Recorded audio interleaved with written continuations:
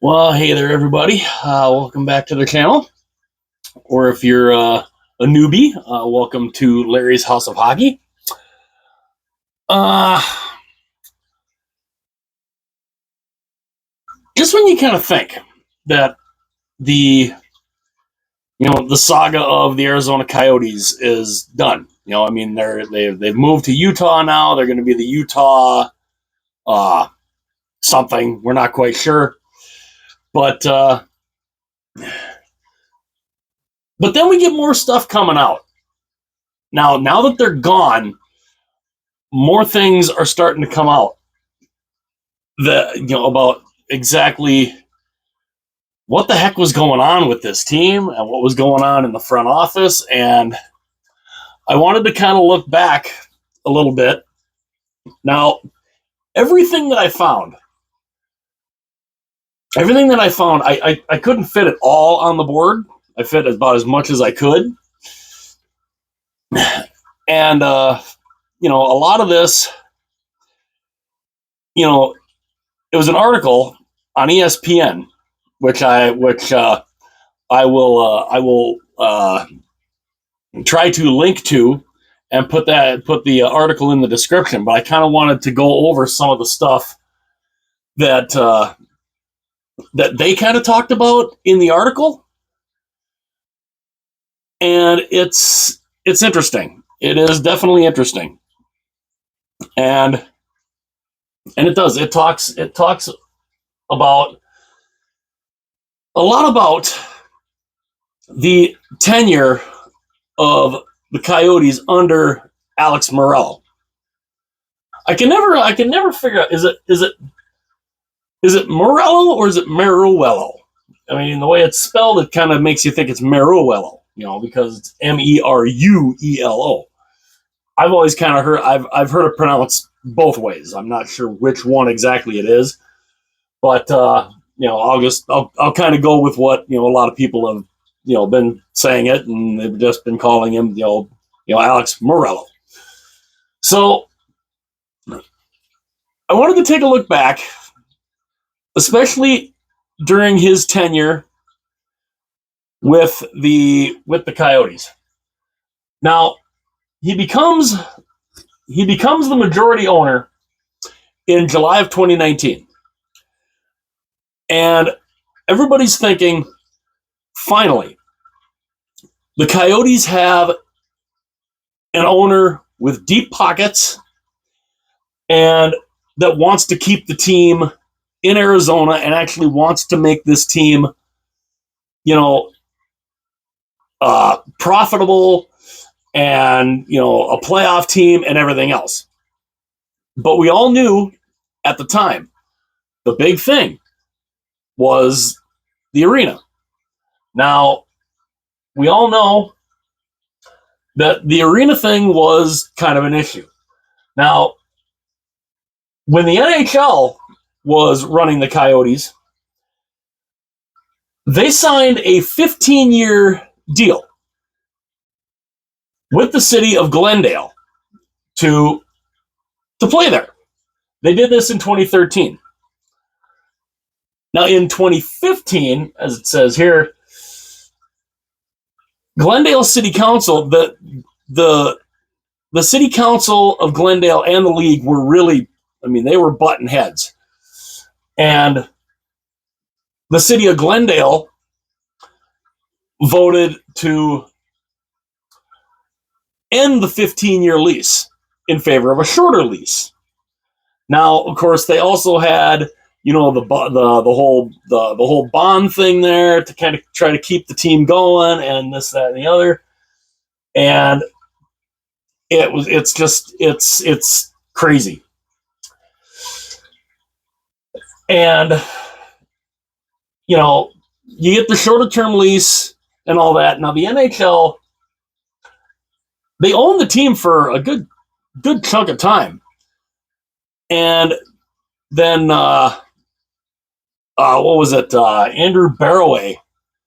He kind of came in for a little bit, and that's who Meruelo ended up buying out to take the controlling interest of the Coyotes from him and the NHL. But the minute that Meruelo and his team started taking over, with Javier Gutierrez and all that, we started seeing friction, or maybe not necessarily friction, but we saw a lot of stuff going on behind the scenes that was kind of leaking out, and it wasn't good. And one of the main things, and it's interesting because I haven't heard a lot of people talk about this still, but John Chayka was the general manager, and just all of a sudden, Meruelo and his group come in. They take control of the team, and then just all of a sudden, John Chayka just up and leaves. Just no warning, just says, I'm done. I'm out. I don't want to be here anymore. I'm done. And I've never really heard anybody follow up on exactly why. My feeling as to why is what I will detail here. Because I think he saw that this group didn't know what the hell they were doing. They were in over their heads, and they treated people, they treated their staff like crap, really. And Meruelo, I mean, from the minute he becomes owner, there's infighting going on. There's fighting going on. He's fighting with Glendale about the lease and all this. Apparently, they wanted him to sign a long-term lease, like a 20-year lease. I was curious. I had first heard this, and I thought, no way, no way is this true. No, it was. I was shocked. I was shocked to hear that Glendale wanted to lock him and the Coyotes in for 20 years. They wanted to lock him into the lease in Glendale, and he said no. Which, I mean, I can kind of understand, because, I mean, you're talking, the arena in Glendale is a ways away. I mean, if your fan base is in like Tempe, Scottsdale, Tucson area, Glendale is a drive from there. You're talking like an hour plus, and it's a hike out to Glendale. When we went down to see my wife's sister-in-law when they lived down there, we made that drive from Tucson to Glendale. It is about an hour, almost an hour and a half of a drive. It's a cool area. It really is. It's a cool area. The area around Gila River is really nice. It's really nice. The arena's nice too. It's just when your fan base is an hour to an hour and a half away, it's hard to get to those games. And the Coyotes were never really that competitive during this time. They had the one run in 2012 where they made the Western Conference Final, but they weren't, and it was hard for a lot of the fans to get out there. But Meruelo, he's starting to fight with the city of Glendale. Then they have all the bills and the issues that there were because in 2021, that's when the city of Glendale decides they're done. They're ending the lease with the Coyotes after Ice Arizona, which was Meruelo's company. They hadn't been paying the bills, and they say too that didn't have a factor on them ending the lease. It was because Meruelo wouldn't sign the long-term lease.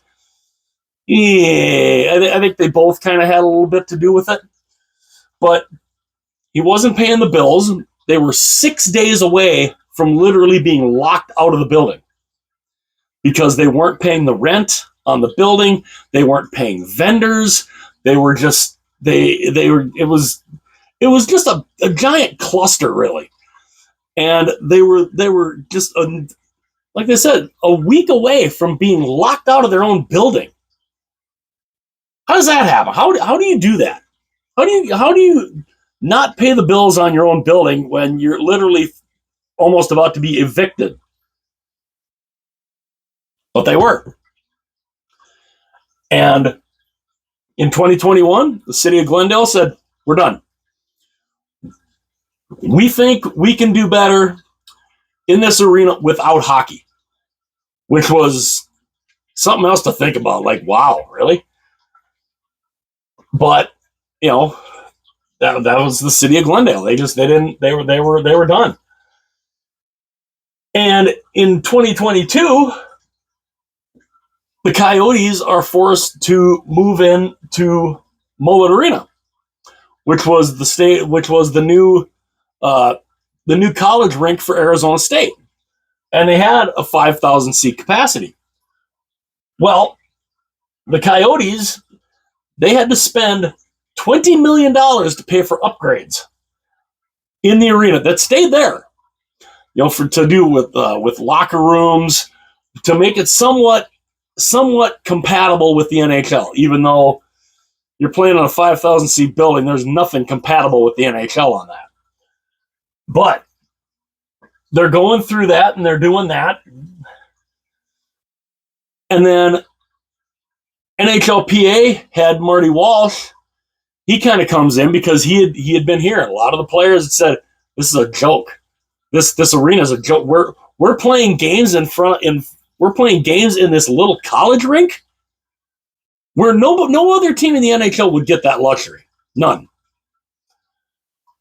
But they wanted to keep the Coyotes there. The league really wanted to keep the Coyotes there because they love that market. They think it can work in that market. But Marty Walsh said this isn't sustainable. We can't keep playing here. And it just, and he basically him and the players were like, this is a joke. This is a joke playing here. Why are we here? And it just, players were saying it, he was saying it, and it just kind of, started spiraling. But then, of course, you saw after Meruelo takes over, the complaints about the toxic work environment started coming out. We started seeing the articles from Katie Strang in The Athletic and all that about, the environment in the office and how it was not good at all. And just, people didn't like going to work. It was a nightmare from everything we were reading in some of these articles. The work environment was just horrible. And apparently he wasn't really that hands-on. At least he delegated a lot of the stuff to his kid. And that's one of the other things. And I kind of wrote over here. Meruelo put his kid in charge of a lot of things. Alex Meruelo Jr. He put the kid in charge of all the day-to-day operations of the team, including even the social media. And yeah, the social media was a lot of people were like, what the hell is this? I mean, not that I really followed the Arizona Coyotes social media that much, but a lot of people were like, what the hell is this? But so he was going and he was put in charge of the day-to-day operations. So he was basically handling everything and just making the work environment just horrible. And it was a nightmare. But what really sent the team down this road to eventually move to Salt Lake City, Utah, is right here. The Tempe vote. I mean, I know you guys can't really see it. I don't have the biggest writing in the world. The Tempe vote. Everything comes out talking about the Tempe arena. This what they want to do with this landfill. They want to build this nice little area here with shops, with apartments, with office buildings, all this stuff with the arena. And, they made it out to seem like, hey, this is going to be a great thing. Well, of course, opponents to that arena deal came out immediately, and it seemed like their messaging was better because the Tempe vote failed and it wasn't even close. It was interesting because I thought, how bad is it that the city of Tempe and the people of Tempe are perfectly fine with keeping a landfill there? We love our landfill. Like, okay, but whatever, so they shot it down. And that really put the Coyotes and Meruelo in a tough spot. And it did. It literally put them behind the 8 ball trying to figure out, okay, what's plan B here? They didn't really have a plan B. After the Tempe vote, they really didn't have a plan B. They were starting to kind of look around at other pieces of land. And in August of 2023, Meruelo submits a letter of intent to the NHL to try and purchase some land in Mesa. Well, that didn't work. So he ends up settling on this piece of land out there in North Phoenix, kind of right there bordering up to Scottsdale, the land that he apparently is going to try to get in June. So he says, I'm going to try to get this land, and we'll see. The NHL, though, they kind of set a deadline. It was something that I had talked about in a previous video before, saying the NHL needs to set a firm deadline here on when this can get done. Not realizing the NHL already had. And it was basically the first of the year. And there was nothing, And we even thought, okay, by the All-Star break, there should be something. Nothing. Nothing happened. Not even a date for the land auction or anything. Nothing. And and when the league then found out about, okay, they're going to do this auction, but it's still going to be potentially 3 to 4, maybe even 5 more years in Mullet Arena. That's when the NHL said, all right, we're going to start getting in contact with Ryan Smith.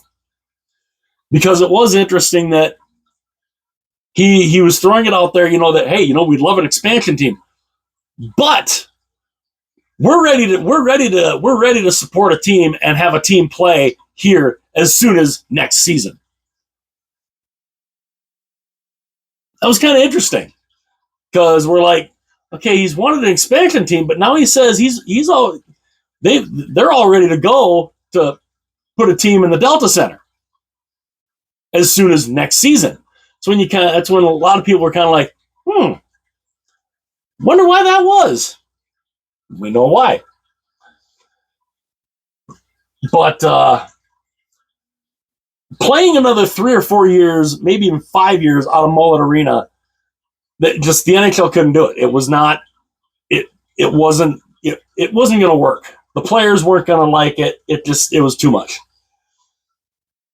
So in March, that's when everything kind of started going, and it all happened relatively quick, where the sale went down and everything else, and the sale is officially announced right after the Coyotes season ends. But the NHL, they've given him a 5-year window to try and get this piece of land. So there is that. He's trying to get this piece of land. The starting bid is something like $68.5 million. But though, what I've also been kind of reading and hearing is that now that the Coyotes are gone, there might be multiple bidders in on this land, because they said most of the time these land auctions in Arizona, about 80% of the time, there's only one bidder.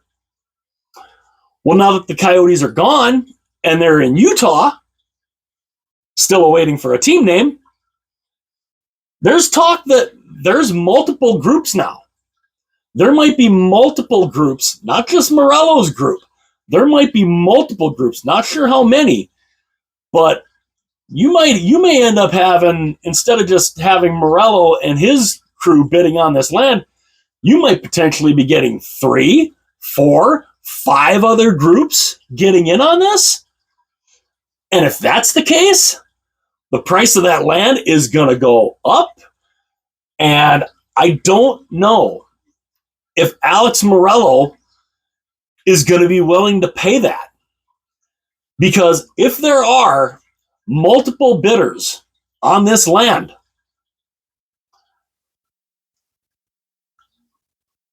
we don't know how high the bidding can go. The bidding is going to start at $68.5 million. But again, if there's multiple bidders on this thing, excuse me, if it's not just Meurelo and it's like 3, 4, or 5 other groups, yeah, this land, that value could, that the amount that they're looking to get starting on this land could double or even more.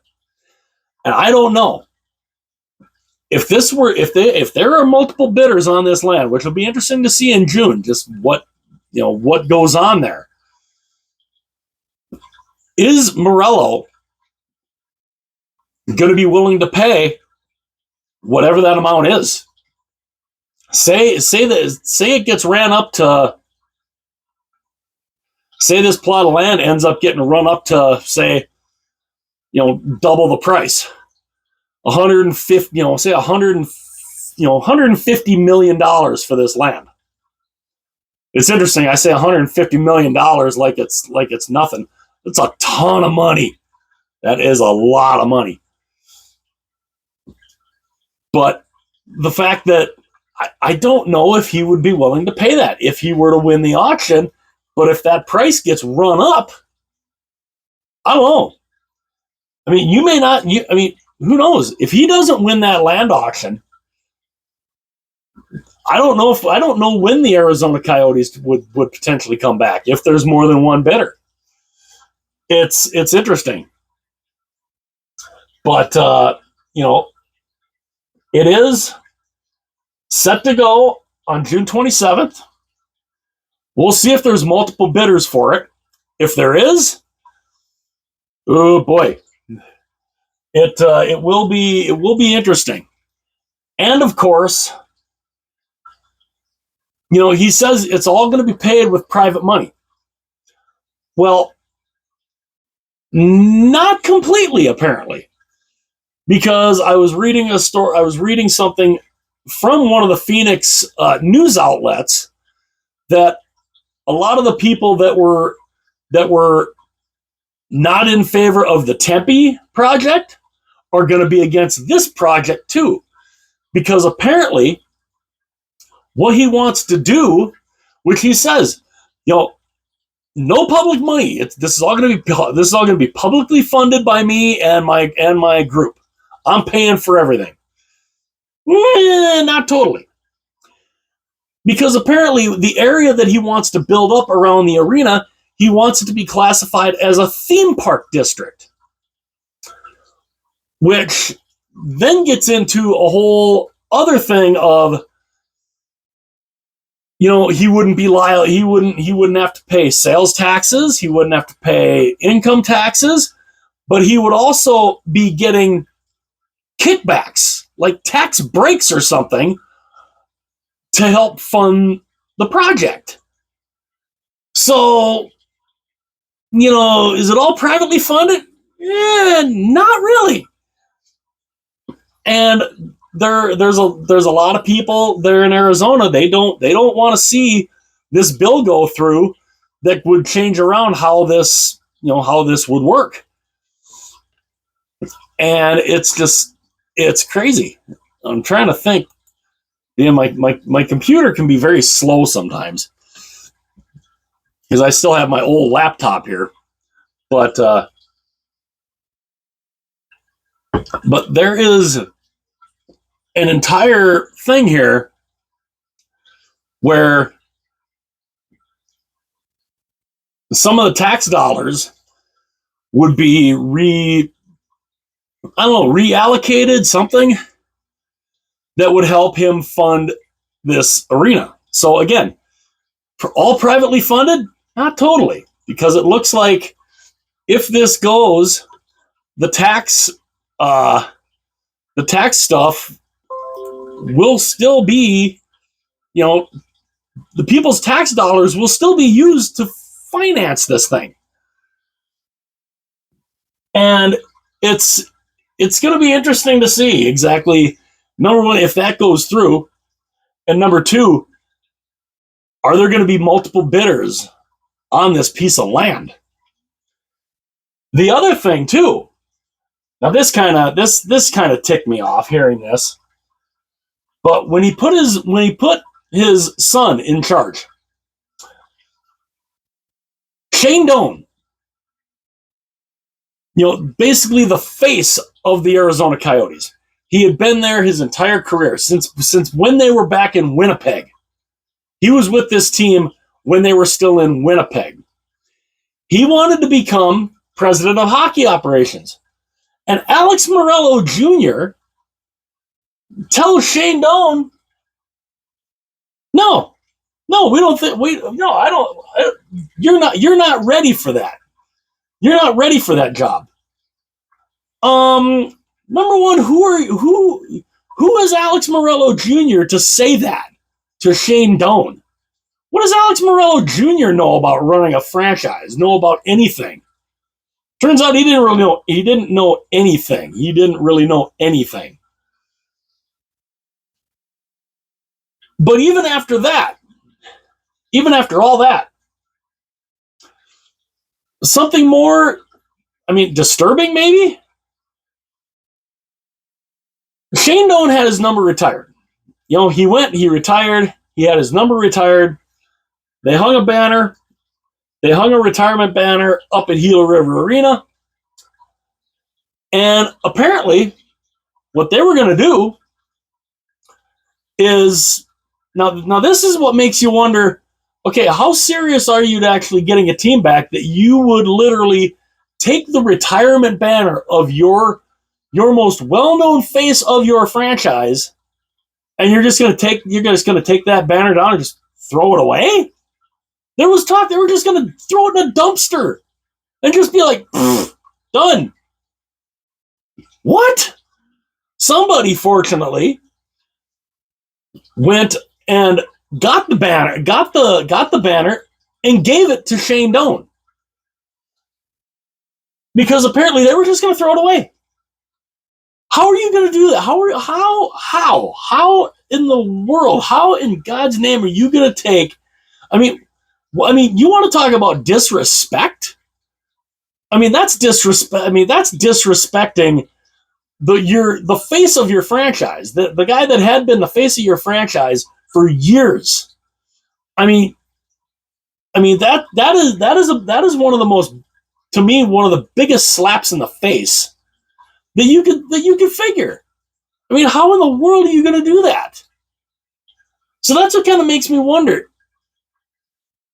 Is Meruelo really serious on bringing this team back? That joint press conference that him and Gary Bettman did, boy, was that it. Boy, was that that was interesting. It just, I don't know. It will be interesting to see. Can Meruelo get this job done? Do the fans want Meruelo to have anything to do with this team? Because honestly, how could you come in with a lot of bluster, a lot of big talk? We're going to make this team profitable. This team's going to be a playoff team. We really want to win, all that. 5 years he had the team. What did he do? Got him booted out of an arena, got him playing in a college barn, and in the end, They're off to Salt Lake City, Utah. So, yeah, the fans don't have any faith in this guy. I don't blame them. I wouldn't either. And, I mean, basically, the fans got screwed. The fans were lied to. They were gaslit. They were promised all this stuff. We're going to get, this team's going to be profitable.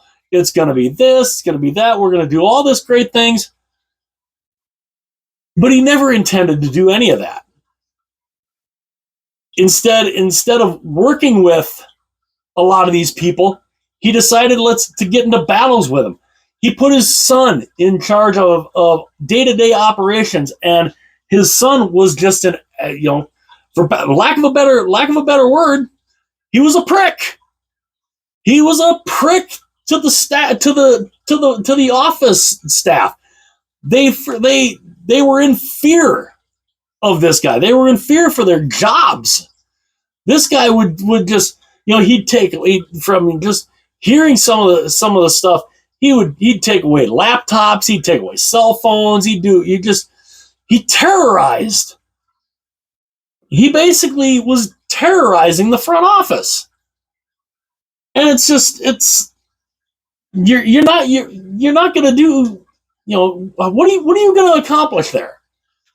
You're going to make people not want to go to work for you. That's for sure. And it's just,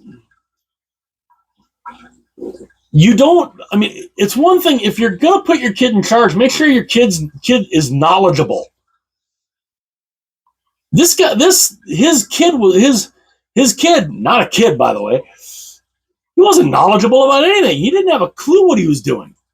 He just thought, hey, I got this shiny new toy. I'm just going to, And he treated everybody like crap.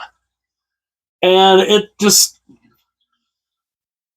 and a lot of the stuff, apparently Meruelo Sr., he didn't have a clue. He didn't know any of this stuff's going on. If you're putting people in charge of your franchise and you don't know what they're doing, that's your fault. Because it is your duty to know what the hell is going on. You're the owner of the franchise. You need to know what your people are doing. The people that you put in charge of these things, you need to know what's going on. And apparently he had no clue. He didn't know about a lot of the stuff that was going on. Not a clue. Goes and says, I'm not aware of any unpaid bills and this, that, and the other. Because even this year, the talk of, unpaid hotel bills. And then when the Coyotes were playing on the road and they were staying in these hotels, they had to they required them to have a certified check before, like, up front right away. And it just, like, what are you doing? Seriously, what are you doing? So I don't know if Meruelo is going to get this job, if he's really going to get this deal done, if he's going to get this land. The biggest thing is to see not only when that auction comes up, how many bidders are there going to be? How many bidders are there going to be? Because if there's more than one bidder, if there is say 4 or 5 other bidders for this piece of land, I don't think Meruelo is going to do it. I don't think he's not going to want to pay an outrageous sum. I don't think. But we'll see. We'll see what happens, because there are a lot of people in the fan base out there, and a lot of people saying the Coyotes don't have fans. Yes, they do. They have a lot of fans. They do have a lot of fans, and they are diehards, and they are just pissed at Alex Meruelo, Javier Gutierrez, and this whole group, because this ownership group screwed them. lied to them, gaslit them, basically, told them all this stuff. I'm going to get all this stuff done. Nothing. What ended up happening in the end? They lost their team to Salt Lake City, Utah, where they will be, we're not exactly sure yet. As of next year, though, the Arizona Coyotes will be known as the Utah, one of 8 names potentially. And I don't know. A lot of fans, though, who are saying that they want their team back, if it's not Meurelo, I don't know. I don't know how they get their team back. And I honestly don't think that 5-year window, I don't see it. I see it being beyond that. I see it being between, say, 7 to 10 years, honestly. And honestly, if there is an arena, if somebody other than Meurelo buys this land and does what Meurelo was talking about doing, and they go and say, we'll build this arena here, that'll be interesting. Because the NHL said this is strictly on Meurelo to do this. But I don't know. It will be interesting to see. The land auction, of course, is going to be in June, end of June. And, we'll see. We'll see how many bidders there are, and we'll see if Meurelo will try to follow through. As I'm 37 minutes in here of, talking about this, but yeah, let me know though what you guys think. Especially if you're in Arizona, if you're a Coyotes fan, I definitely want to hear from you guys. What do you guys think of this guy? What do you think of the job that he did in Arizona? To me, I think he was horrible. Horrible owner who talked a great game, but in the end, they lost their team to Salt Lake City. Let me know what you guys think. If you feel like sharing this video, go right ahead. I love when people share the videos. Let me know in the comments section. Please hit that like button. Please hit that thumbs up. Also, please subscribe to the channel. It would be greatly appreciated. And yeah. And also, let me know your guys' opinions. Do the Coyotes come back in 5 years? Can Meurelo pull that off in 5 years? Or do you think it's going to be longer? Or does it never happen? Do the Arizona Coyotes never return? Let me know what you guys think.